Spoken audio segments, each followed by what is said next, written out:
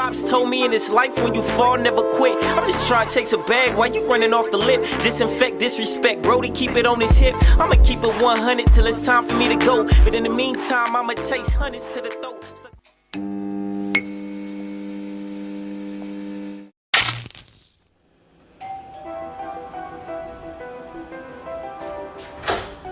What's cracking, bro? Appreciate you. Yeah. Hi, how you doing? How you doing? This is Bob. Start the bed down. Sit down. Appreciate you, man. All right, bro. So welcome to the tavern. You feel me? I appreciate you pulling up and shit. First thing first, everybody that pull up to the tavern gotta take a shot. That's just how we rock it, man. You know, we ain't gotta get drunk. You know how we go, you know what I'm saying? Okay. I'll stay down. Cheers, bro. Appreciate you.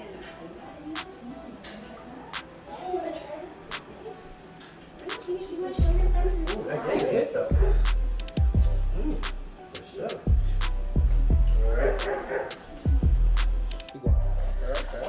Alright, bro. So this right here is that exticulary stuffed chicken. You know what I'm saying? Stuffed with some mushrooms, some stuffing, some onions, some bacon, some of that Parmesan cheese.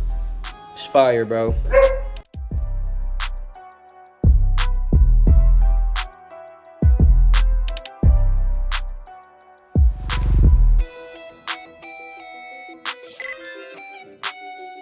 Okay. I ain't gonna lie, tasting new foods is like, it's like one of my guilty pleasures. Really? Yeah, you know, just going to different restaurants, just tasting. Right on. Just love to eat. So, Like bro, spinach dip? Oh my God, I didn't know it was so good. for real, you never had spinach dip till recently? Till recently, bro, like maybe like a month or two ago, Right. I had some spinach dip and I'm just like, oh my God. Right. I've been missing out on this my whole life. It's crazy. So I'm making an effort to try new foods and not be closed-minded. Right. Like seeing something and saying ill. You just trying it, you know. So I always get to have that experience and then you'll have to actually more concrete to be like, I don't like this or it's really not for me. Right. You could really say something with the experience. Like, if you ain't got no experience, I don't want to hear your opinion. Exactly. You know what I'm saying? Like, oh, I think this sucks. Have you had it? No. What the fuck are you speaking for? Exactly. You know what I'm saying? Like, that's why I'm gonna try shit. I'm down to try a lot of shit. From whatever to whatever. Right. Because then I can go ahead and speak on it and give you like a real deal like explanation on how I feel about it. Exactly. And not be like, oh, well, I heard this or I just felt like this. No, I experienced this. And from my experience, this is how I feel. Exactly. But I appreciate you, bro, sliding through. Yeah, I appreciate you for having me on here. Before we get into everything, I just want you to let the folks know your name, what you doing, you know what I'm saying, what you got going on out here. First name last or just first name? Whatever you want to give him, man. His first name? Well, shoot, my name, look right here, right? Wherever you yeah. Name is Travis. Right now I'm a basketball trainer. You know, I'm trying to grow my own business. Well, I'm working with other people right now, but I have my own business within the group. You know, as everybody should. You know, we all shouldn't be, you know, hanging on each other's coattail. We all should be trying to build something to where like we come together, but then we can also go out and brand off and do other things too, right? Take the wisdom from our group, take the knowledge, and then go out and spread it, right? So like basketball training is that's how I just reach out to the youth. Honestly, giving the kids something I never had, you know, an opportunity, some structure, some discipline that I never got until I was in high school, right? So I'm dealing with kids from the age of 6 all the way up until seniors. So, you know, it's stressful at times, but, you know, I grow as well. And as much as the kids grow, they teach me a lot. Just dealing with different kids. I'm learning to speak differently, think differently, depending on who I'm talking to. Listen more. Some kids like, you know, pressure. Other kids, they fold. right? But the goal isn't to show them that they feel under pressure. The goal is to get them to achieve their goals, right? And if making a less pressurized situation is best for them, then that's our job, right? Everybody can't go through the grit to get what they need. So that's one thing I'm learning as well. You know, dealing with different kids from different backgrounds, different. And so you train kids in basketball? Basketball, yep. Or have you grown up like a fan of basketball forever, or you? Are you like an overall sports guy and you just got into the basketball training? I'm an overall sports guy. I started playing basketball. Well, I always played basketball. I started playing basketball organized. 8th grade year, 1 year. And then sophomore year to senior year, I played varsity. But so you started playing basketball in high school? Just about, like on a team. Oh, you wasn't playing in middle school, nothing like that? In middle school, well, 6th grade and 7th grade year, I didn't make grades. And so I didn't play. But you could play basketball? Yeah, but I could play. Like intramural schools, I was winning championships since like 1st grade. Like anything, kickball, wiffle ball, softball, basketball, flag football. I guarantee you I was winning trophies. So I already knew I could compete. But I've always been a big fish in a small pond or a medium-sized pond. So I never... once I got to college, I really seen like, all right, there's different levels to this. That's funny. You said the big fish in the small pond. I feel like for athletes in San Francisco, I ain't gonna say the whole Bay Area because I don't think so. Like in Oakland, it's different. But like in San Francisco, especially, I think that happens a lot. Like you come around like playing basketball and shit, and you playing against a whole lot of little Filipino or Asian kids. And for the most part, you're not really getting to really test your skills against like top-notch competition because it really ain't. Not saying ain't nobody ever went big in the city, not saying, but for the most part, the city ain't known for it, right? So a lot of times, like my nephew and shit, they big, like they like yo size and shit. They just graduated high school and shit, but they was growing up playing basketball shit in Daly City with the Filipinos. So they playing center. Where that ain't their position. Exactly. You know what I'm saying? So they learning all these skills to win this little high school basketball game when this nigga should be dribbling, shaking, spinning, dunking. But because he's playing against lower competition, he gotta kind of bring down his game. You think like that's how you felt? Yeah, that is right on the nail. Like 1000%. At Wallenberg, I was a beast. Even my freshman year, I was a beast. Sophomore year, I was a beast, but we were undersized. And let's say like some taller players who could play on the basketball team didn't really adjust their attitude or their mindset to get them on the team. You know, as a basketball coach now, right, you have a different mindset. It's like whoever best fits your agenda, your scheme, your system, right? And if this player doesn't fit, then you can't do nothing with them, right? And then you also have coaches who can't understand or empathize with kids from a traumatic background, so they already write them off.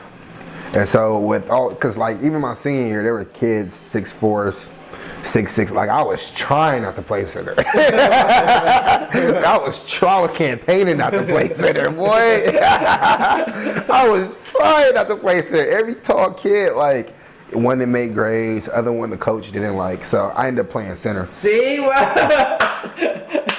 How tall was you in high school? Like 6'1". But it worked out because since I was a thoroughbred, I was athletic. I kind of had the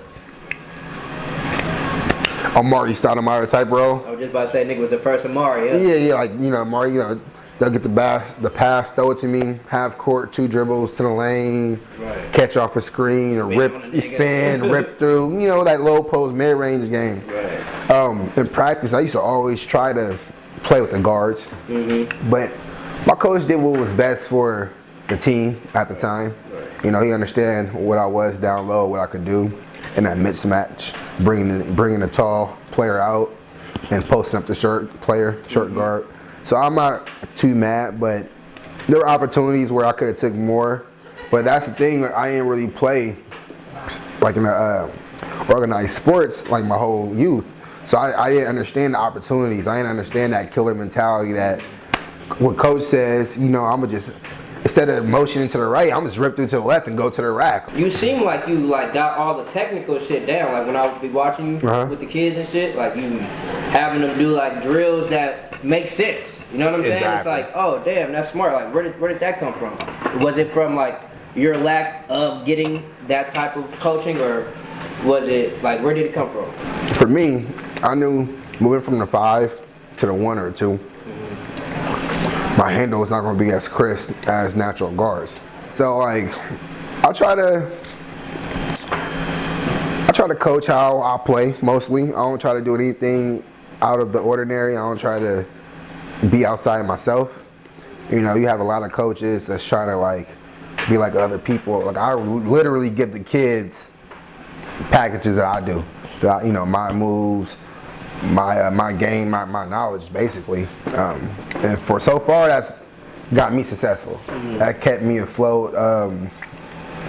So yeah, you know. Yeah. What is it about basketball or kids that make you want to come together and actually train kids for basketball? Is it more your love for basketball? Because it seems like, bro, you know a lot about basketball, and the knowledge come from love. You know what I'm saying? Like, I feel like you be watching games, breaking shit down, like a nigga could have did this and that. You know what I'm saying? Like a coaching type of tip. Or is it like, damn, I have this heart for kids? And I mean, it could be both. Like, what is it? It's both, because some kids I'm just like, but I have a love for basketball. I have a passion just teaching, and it's a little pride, little ego involved, because just you create. It's like a business. It's like a building you build. You know what I'm saying? Like you're having a direct impact, a direct influence on these kids, right? So as they grow, as they like mature and experience things, a little part of you is in the kid, right? Whether it's like helping them instill confidence, especially at this middle school I'm at, during lunchtime, we'll have a 5-on-5, and then we'll have 4 or 5 kids, 6 kids on the sideline as subs. Some of them actually go in and they sub, and the next sub, they're out.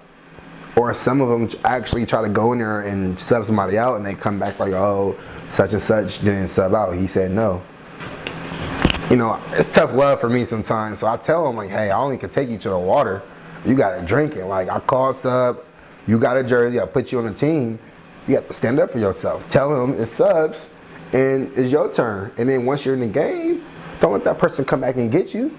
Have them go back and get somebody else, right? So it's just those little things that could help a kid take off in life, you know? There's another kid who has autism, but he comes to play. So I make sure he starts and he gets on the team. And, you know, he'll come with a Garoppolo jersey, you know, and I go, okay, Jimmy G, like, nice play last Sunday, you know, giving him, like, you know, confidence, giving him some praise so he feel good about himself. And, you know, I feel like in the black community, like, we around people who, like, don't make us feel good about ourselves. We always, like, or if we feel, like, a certain way about somebody that's positive, we don't really share it to them, you know? Because we feel like it's like, oh, nigga, you suck. Like, it's just a thing. Like, it's not for real. We don't like you, but our first thing is to be, you know, negative. Like, exactly. In a way, you know what I'm saying? Even if it's a joke, like, but it's negative, like, you know what I'm saying? So, like, and you could say you suck at a different context, excuse me, and then it could be a whole different situation, right? Like, y'all arguing. Like, what? You know? So, you know, you could just score 30 and your partner like, you still suck. Like, you know, you joking, but you just scored 30, but he really giving you praise. So yeah, just giving these kids confidence, making sure they got discipline. A lot of these kids nowadays don't really have too much discipline. They're just wild. Like, social media, games on the internet in general, right? They're exposed to things that they're not even ready for. And so, like, it's a different dynamic when you're coming at them. It's not like how the adults back in the day was coming at me. Like, these kids know everything I'm talking about now, so I gotta really come at them.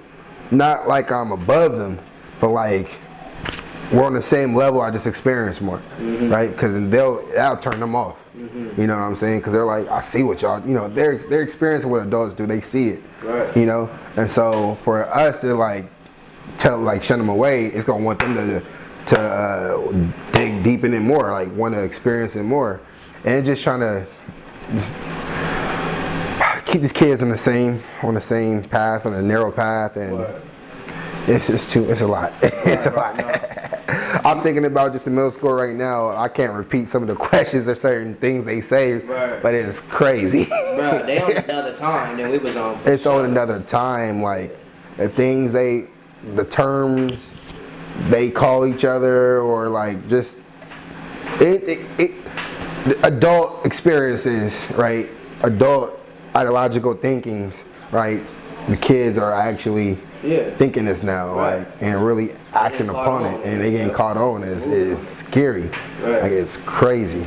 So when you grew up, right? Because you were talking earlier about the kids with the lack of direction, being raised by the internet and all that.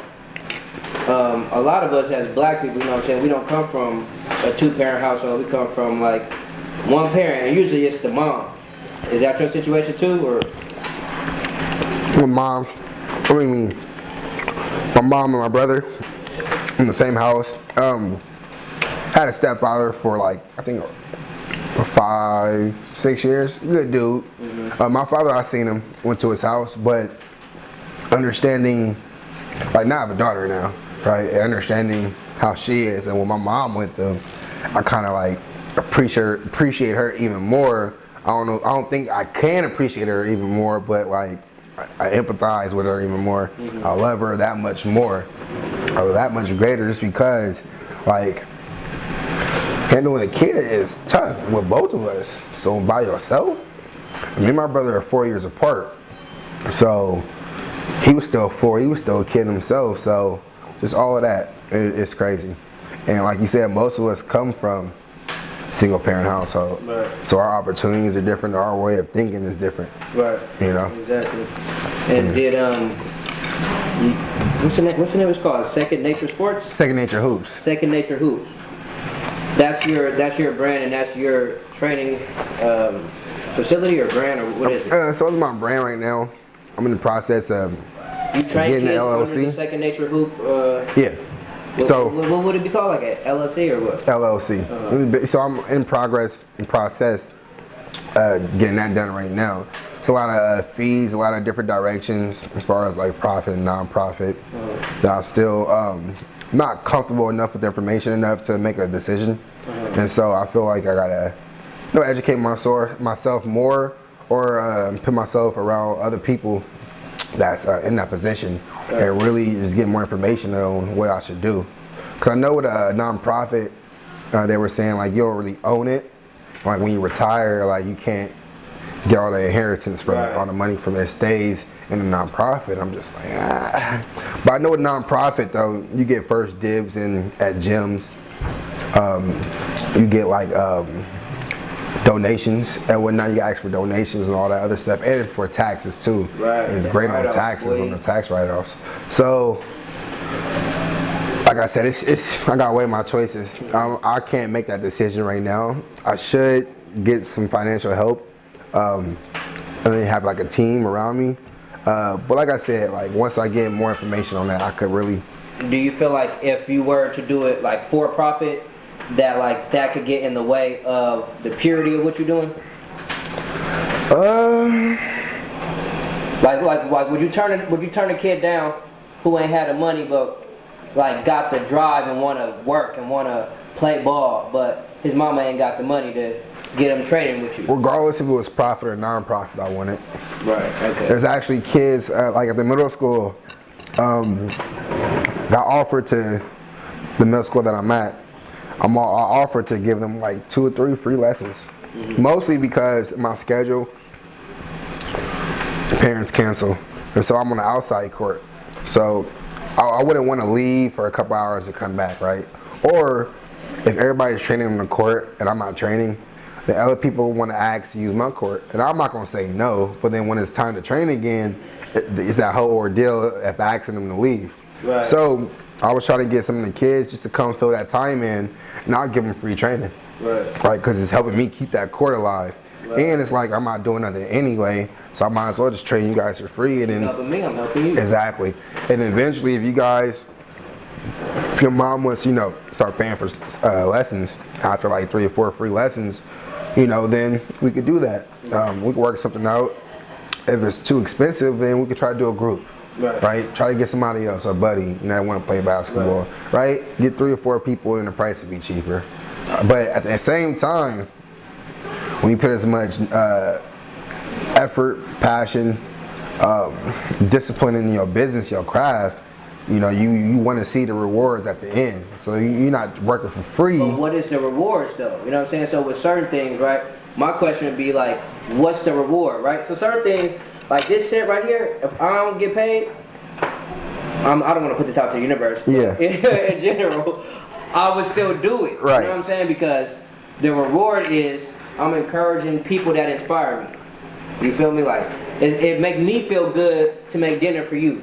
To have you come over with your family, sit down and talk to me, that make me feel good, right? So it's like, what is the reward? Like, is the reward always money? Or could it be a bigger reward? I mean, not even bigger, different, because we all, like this. If I gave your daughter that penguin, right, and said, good job, she might fuck with it. If I gave it to Phoenix and said, good job, she might be like, this don't mean good job, nigga, take this. That ain't no reward. You know what I'm saying? In general. Well, I mean, there's short-term rewards and long-term. I would say goals, not really reward. The reward is for me able to support and take care of my family, first most. And since this is like really my full time, I can't take too many free sessions,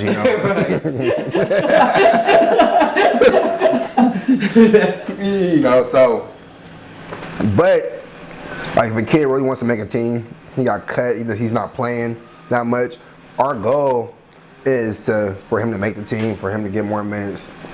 If he's a starter, get more shots. If he gets shots, make more shots. If he's not on the team, make the team. If he's on the bench, get more playing time or start, right?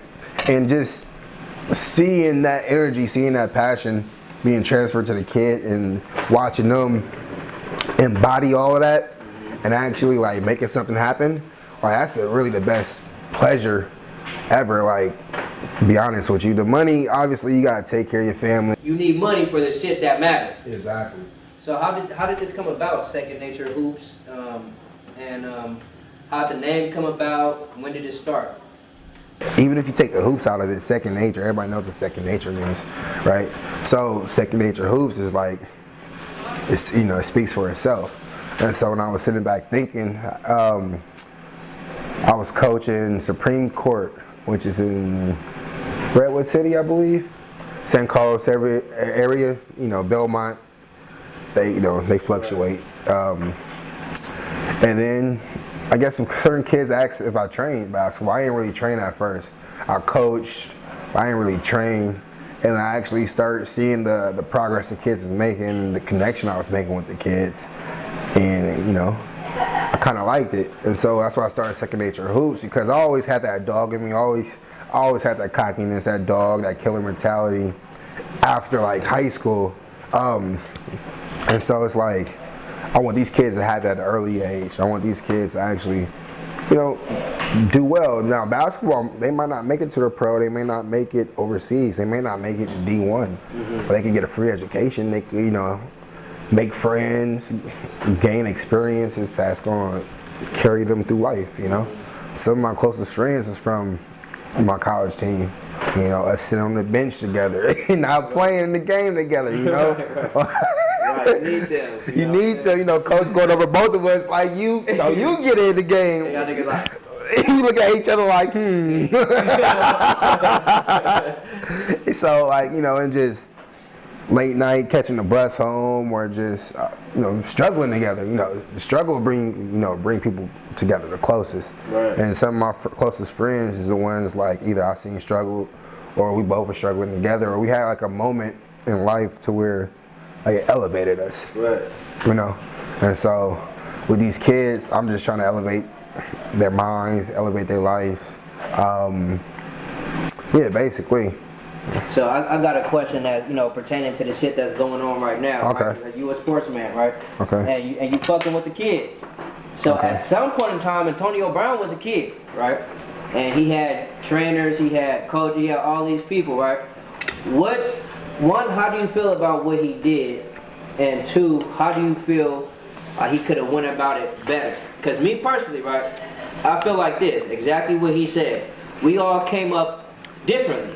Like you said, you had kids who, don't have a lot. You have kids who have a lot. Some kids have no skill. Some kids have a lot of skill. No matter what it is. We all come from a different walk of life. So we all going to react differently to certain things, right? And so I know, like, a lot of times, us as black men, like, it's hard for us to have somebody demean us. Whether it's a black man, a white man, or whatever, we just, we acting up on disrespect. Yeah. Immediately. You know what I'm saying? So I feel like, man, he's a flamboyant, boisterous type of guy, and that was his reaction. And for me, you can't you can't do something to somebody and then expect a certain reaction. You know what I'm saying? However a nigga react to what you did, that's on you, right? So I don't have a problem with what he did. I feel like it wasn't professional, but we, as a culture and black people, we don't give a fuck about professionalism. You see what I'm saying? Especially when white people made that shit up.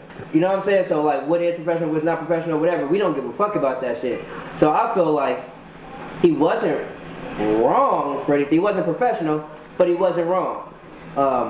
What's your thoughts on? Well, first thing, I forgot who told me this, but they said when you speak to somebody or when you do something to somebody, take action. What is the response you're looking for, right? So you have to know your audience. If I say something to you, what is the response I'm looking for, and what's the response that I'm going to get? Right. And a lot of people get caught up in their they have a what's the word I'm looking for? They're nearsighted, right? And they don't see the bigger picture. All their concern is about their emotions, right? How they're feeling, and then they react on it, right? Instead of thinking like, oh, if I say this to him, he may do X, Y, and Z, right? Now, pertaining to Antonio Brown,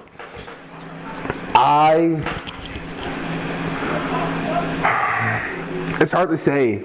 Like, when I take a step back and look at it, in the grand scheme, he should have handled it differently.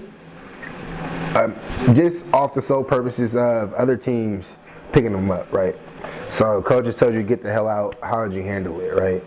Now, if he would have handled that professional, right, he could be on the team. He probably could have been in the playoffs playing if they allowed that. You know what I'm saying? You feel me? Like, a team could have picked him up in the playoffs, like if they would have allowed that.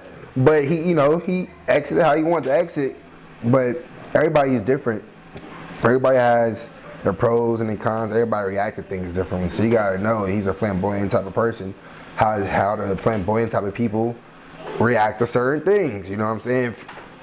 Mike Evans might react to something differently because he's more mellow type of person.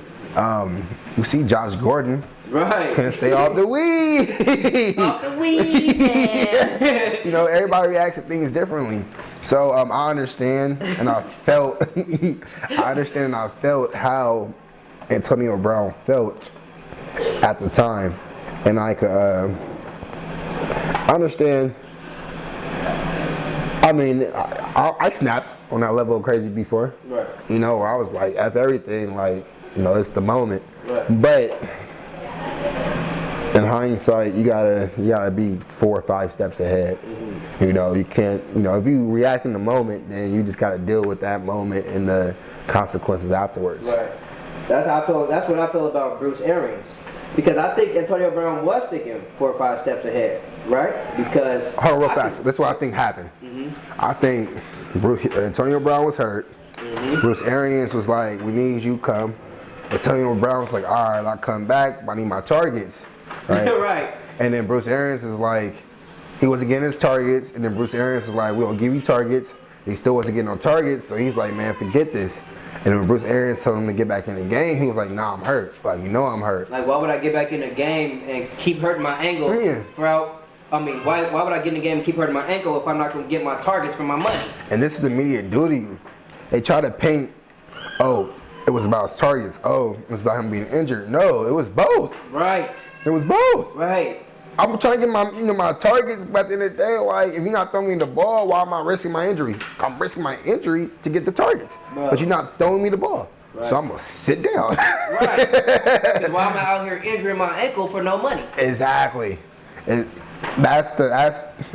they both telling the truth. They both lying at the same time because they omitting the other person's part, and they're trying to just tell their truth and stick with that story. But it's actually both. I feel like it's both. You know. And the truth is a two-sided story. Exactly. I think, he wasn't getting targets, so he said, I'm injured. Right. And he was already injured. Right. So, they doing jumping jacks. That's how I would have did it, nigga. But nigga told me, like, you gonna cut me on the sideline? Nigga, well, watch this. That's just me, because that's just how I am. I loved it. I mean, it was entertaining. Shit, bro. It was entertaining. Like, that's AB. Right. As a dad and a family man now, you gonna have your daughter playing basketball hoops and stuff like that too? Yeah, we'll see. I got her one of those small kitty hoops. She likes to dunk it and shoot the ball. Actually, she'll be doing something. If I show her the basketball, she'll stop what she's doing and come over. Oh yeah, I'll shoot it. Already. Yeah. I'm horrible for this, but when I'm doing something, watching TV or in a game, she's bothering me, I'll just tell her go get the ball and I'll shoot it. And she loves to go get it and bring it back to me. So I'll just shoot the ball. I'll have like 30 seconds to do what I'm doing. She'll bring it back and I'll just shoot that joint again. Like, air ball. I ask because, like, personally, I feel like sports in general is something that everyone should be a part of. Like, I think whether you female, male, or genderless, nigga, you need to play a sport. You know what I'm saying? Wait, hold on. I don't know about the genderless. That'll make everything complicated.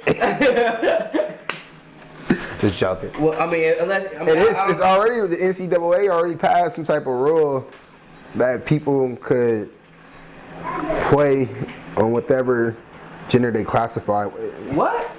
For real? Something is close or something. I seen it like we're gonna have last some real week. Joanna mans out here for surely. Hey, I'm just glad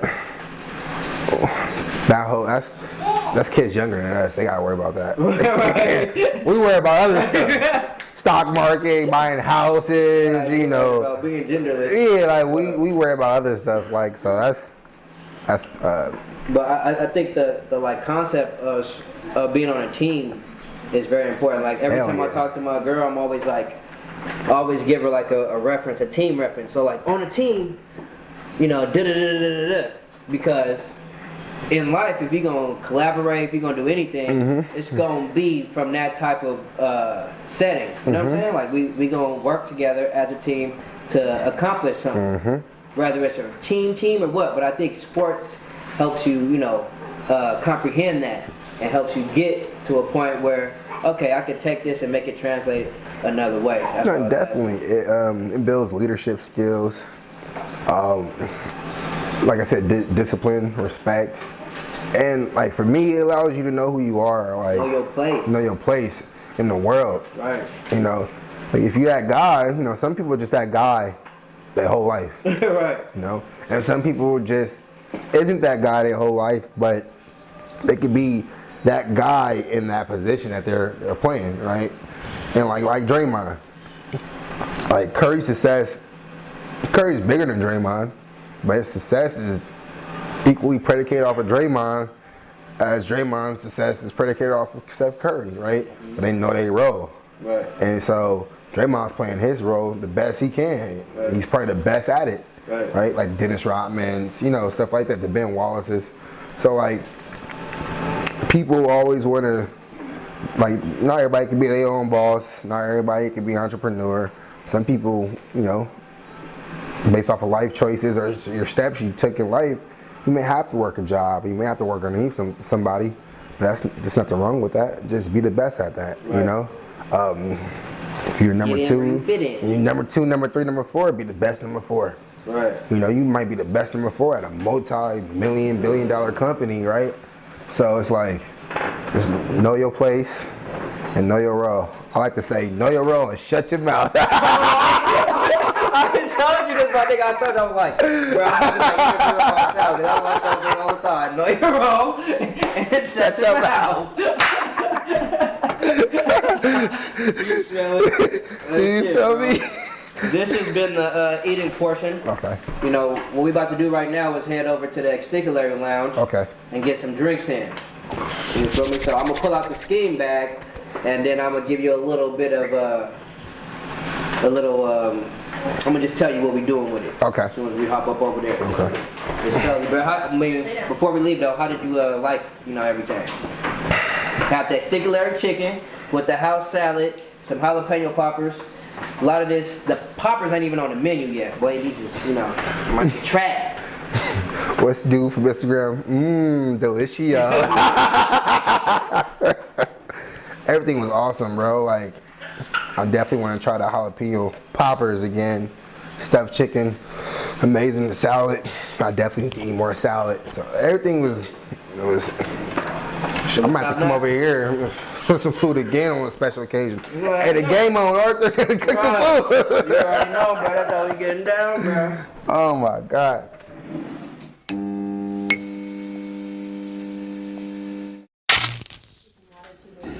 All right, bro. So welcome to the extracurricular lounge. You feel me? That's where we get it. This right here is the scheme bag.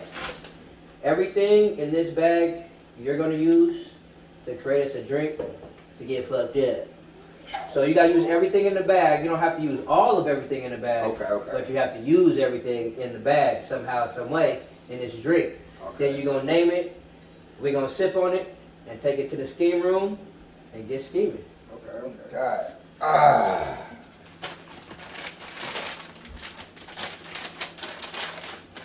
Peaches. I don't know why I thought it was goldfish. So I was like, bro, who you got some goldfish in here? Man, I'm gonna get a nigga one time. Okay, peach plum. Aloe water, aloe vera water. Okay. I don't gotta use all of it, or I have to use all of it. You gotta use all of it. But you ain't gotta use all of it. You know what I'm saying? And some Kool-Aid? Yeah, and the Jaeger. And the Jaeger. Boy. So, if you want to blend it, you can blend it. If you want to make it, whatever you want, it's up to you. So you think about it and do what's right. If you need some ice or something, let me know. I got whatever you need.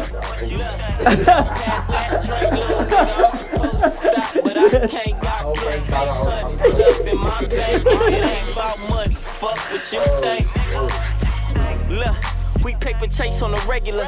Running laps around rap niggas, yeah, we ahead of you. Counterfeit ain't believing shit that you telling us. Heavy in the hood, these niggas ain't no competitors. We jigging daily, we stacking paper, then flip it. Whip swinging, chain hanging, I'm dripping. Talk crazy, I bet we get the tripping. Couple hitters, just might pop that clipping. From the south to the north, I'm connected. Live from the west side, these niggas better respect it. No time for these hoes, these bitches gon' feel neglected. Yeah, I read it, but a nigga won't respond to your message. Sorry. Inglewood to the bay, me and John making plays. 10 toes down, nigga, cause grind pays. Inglewood to the bay, me and John making plays. 10 toes down, nigga, cause grind pays. Pass that drink, little nigga, I'm supposed to stop, but I can't. Got blue face. My nigga double blended. If it ain't about money, fuck what you think. Look, pass that drink, little nigga, I'm supposed to stop, but I can't. Got blue face, hundreds up in my bank. If it ain't about money, fuck what you think.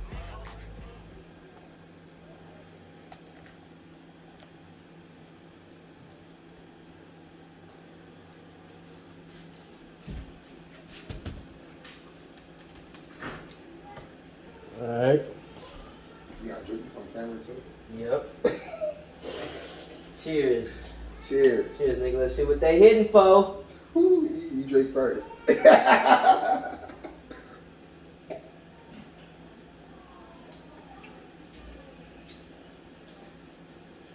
Not bad.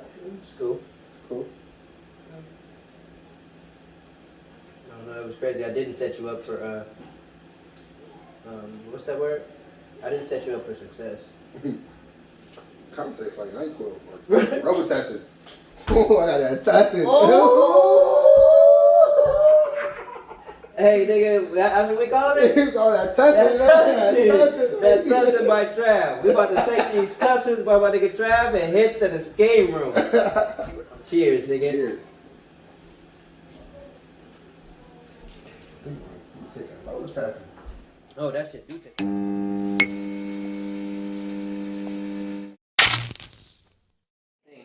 They want to make something a problem. You know? Oh, you're trying to be too good.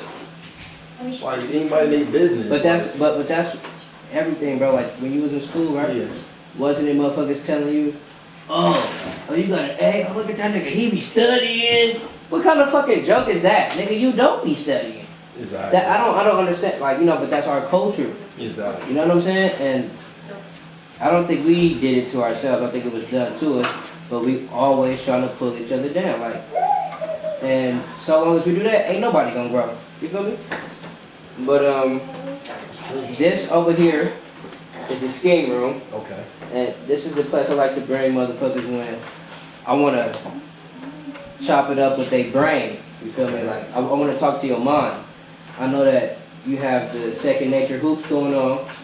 That's your business that you started. And I always tell people like this. You are the brand, right? Whether you are a clothing line, it don't matter what it is. You branding yourself. When people see you, you know what I'm saying? They think of you a certain way. So when it comes to Second Nature hoops, what do you see for the future of Second Nature hoops? Like, where do you want to take it? When it's all said and done, like, what would Second Nature hoops be, and like, who would it impact? So right now, continue to build my clientele. Build on top of that. Don't stay stagnant. Even right now, although I haven't reached the level where I'm gonna level up at, I'm still preparing for that time. So when I get there, it'll be a smooth transition, right? And so in the future, hopefully, I have a gym. That's my goal, to rent a gym. You know, small steps. Right. Buy a building costs a lot. Right. So rent a gym, be able to use that facility to train, have kids come there to play basketball, get better. Mm-hmm. It's an outlet, a safety zone. And as well with that, if that gets flourishing, maybe opening up, maybe expand a little more, have a training facility there, not just for basketball, but for all non-athletic purposes. Also, so like a campus? Kind of like a regular gym franchise. So maybe like 24, like except 24 is mostly weights in one gym. It'll be like a big gym and then a section where they'll have weights, treadmill, or athletic equipment. Right. That way the kids work on their game, their skill, as well as the athletic ability. Yeah, well, with that being said, bro, I want to thank you for pulling up, bro. Thank you for pulling up with the family. You know what I'm saying? My daughter needs some fucking playmates, bro. She's a COVID baby. COVID babies. Before we get out of here, though, I want you to give, a couple last words to the people. Like, what do you want people to know about you? Where, you know what I'm saying? If you got an Instagram or anything, let us know what that is. Before I leave, Second Nature Hoops, _Nature Hoops. Add the page, leave comments, likes, whatever. I want to give a shout out to my boy, Jarrell Taylor, who's coming back out with some music. We talk about rapping and everything, like his flow and his words is nothing but like wisdom and like positivity. Like, these other rappers, they cool out here.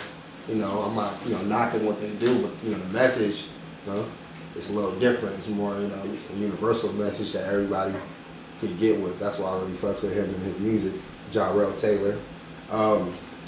Last words about me.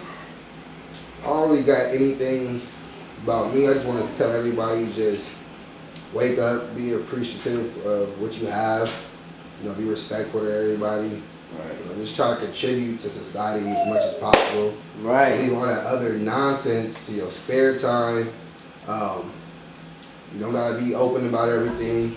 Learn how to keep some things in, and just show love and positivity to everybody. To be honest with you, I'm so focused on what I'm doing, I'm not really paying attention to everybody else is doing.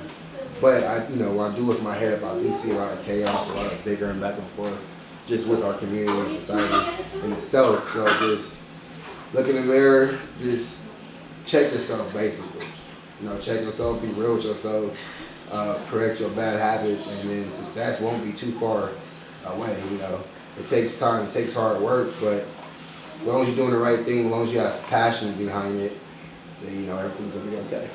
That's some real shit, bro. Yep. That's real. Yep. Well, y'all know what it is. It's Arthur Kelly. It's Trav. Mike, Kobe, and everybody else. And Allen, no, nigga. Allen Iverson. Iverson #1, nigga. Mike, Kobe, Iverson, everybody else. Get that LeBron talk out of here. We go head up with the competition. And that's that. And that's that. I appreciate you, bro. Right on, bro. Yes, sir. Yeah.